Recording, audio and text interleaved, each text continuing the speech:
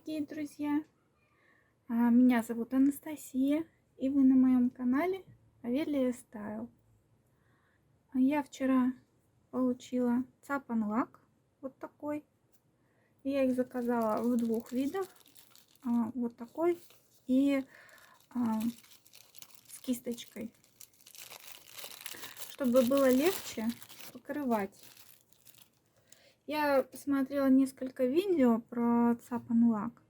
И люди говорят, что он сохраняет хорошо металлические изделия. То есть, о чем это? О том, что некачественная фурнитура быстро изнашивается и темнеет, либо облупливается покрытие. Вот хочу покрыть свой браслет. Я его недавно переделывала, можете посмотреть в предыдущих видео. До того, как покрыть поверхность Цапан лаком, нужно ее обезжирить. Это можно сделать спиртовыми салфетками. В общем, давайте попробуем. В первую очередь надо покрыть вот такие шарики. Знаете, запах как у обычного лака. Ну, даже ближе к ацетону. Ничего страшного, если попадет на камень. Я думаю, это не критично. Говорят, что надо покрывать несколько раз. Я надеюсь, что это сохранит покрытие.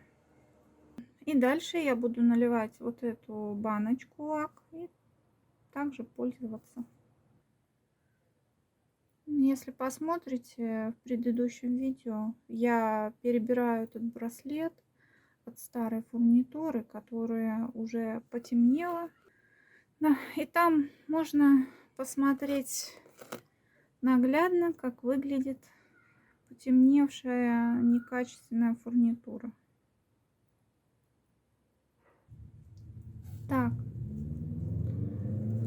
браслет я покрыла несколько раз. Хочу еще покрыть колье, вот эти металлические кубики и вот эту шапочку. Вот тут еще кубики. И вот тут несколько кубиков, которые тоже хочу, чтобы дольше сохранялось покрытие. Вот здесь у меня бисер использован металлический, его тоже можно в принципе покрыть. Для чего еще можно использовать лак? Вот здесь у меня есть нитки, и я покрываю лаком, чтобы они не махрились и, не дай бог, не порвались.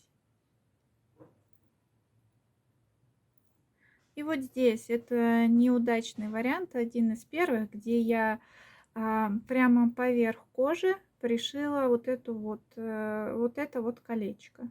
И я тоже покрою его лаком, чтобы нитки держали надежней. Спереди этого не видно, но для надежности стоит пройтись. Дальше покрываю вот эти вот кубики, потому что они, как сказать, с некачественным покрытием. Они могут потемнеть, поэтому я их вот так вот прохожусь лаком и покрываю. Также покрываю лаком цапы с кристаллами, которые у меня здесь присутствуют, чтобы тоже не потемнели. Вот здесь у меня есть шапочки. Лучше всего шапочки покрывать прямо на изделии, потому что каждую шапочку покрывать это слишком, я считаю. Поэтому шапочки можно прямо так покрывать. Детали, которые должны двигаться, надо со временем проработать, чтобы все работало хорошо. То же самое и замочки. Вот я Цапан лаком покрыла, надо его открыть. Чувствуете, он тяжело открылся. и закрыть, чтобы все работало. Для чего еще можно использовать сапон лак? Лак цапон. Вот у меня есть янтарный камушек. Он со сколом, то есть я приклеила кусочек обратно, благо тут было всего 2 кусочка. И сейчас думаю попробовать покрыть вот этим лаком, чтобы скрыть вот эти трещины. Трещины и клей. Также есть у меня вот такой малахит, и он поцарапанный сильно, с царапинами, углублениями, и выглядит очень-очень поношенным. Я тоже хочу попробовать покрыть его этим лаком. Вот такие камушки получились после покрытия цапон лака. Вот он блестит весь. Не так видно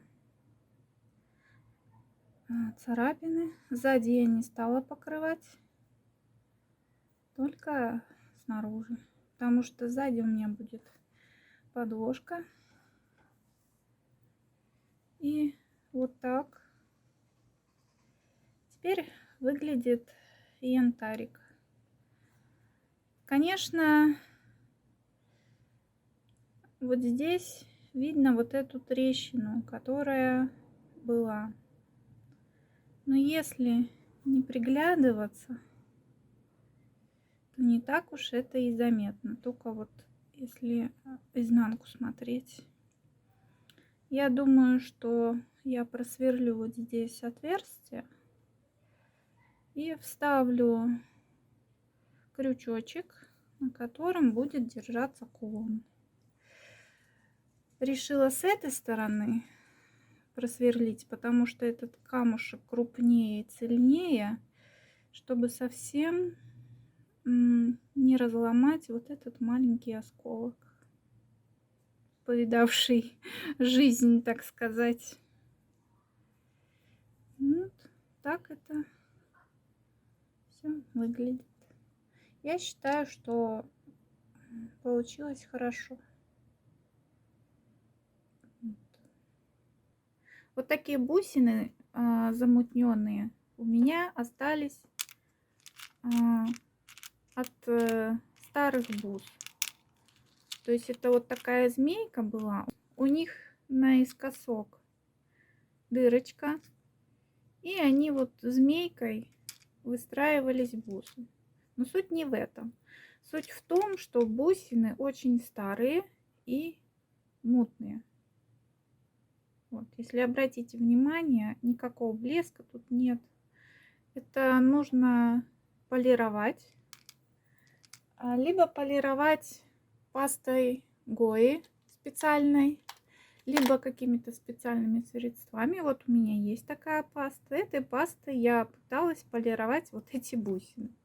Но, в общем, результат получился не такой, как мне хотелось. Поэтому что я и сделала?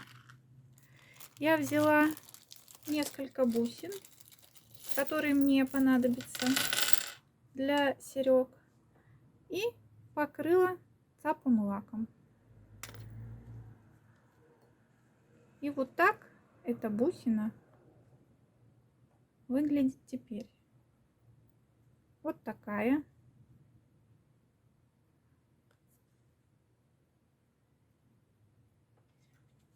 И вот еще 2 бусины.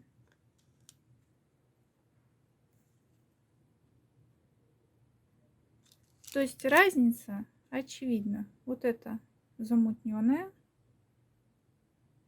а вот это покрытая цапун лаком. Это, конечно, не панацея, потому что все равно видно недостаток в этом. Но я думаю, что уже так можно хотя бы их где-то использовать. Я хочу сделать из таких бусин серьги. Такие швензы бронзовые у меня есть с Алиэкспресс. И я подумала, что вот эти бусины можно использовать в серьгах. Вот таким образом я хочу расположить и снизу еще добавить вот такие шишечки. В общем, это будет эксперимент. Покажу вам, что получится в итоге.